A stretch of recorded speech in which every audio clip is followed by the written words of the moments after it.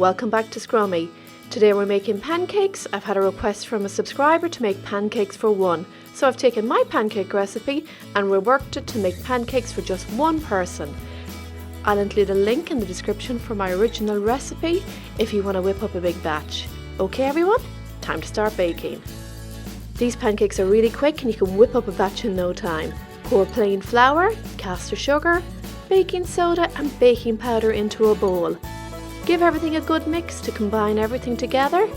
Now let's prepare the wet ingredients. I'm using buttermilk, and into this pour in the melted butter, vanilla extract if you're using it, and one medium-sized egg.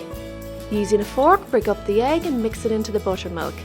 Pour the buttermilk mixture into the dry ingredients. Use a fork to mix in the flour and don't overmix.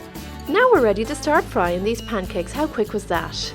I use a little butter and sunflower oil together to fry my pancakes, melt it together and make sure the pan is hot. Pour half the mixture into the warm pan and cook for about 3 minutes. You'll know when the pancake is ready when you start to see little bubbles forming on top of the pancake and the side of the pancake will start to dry up.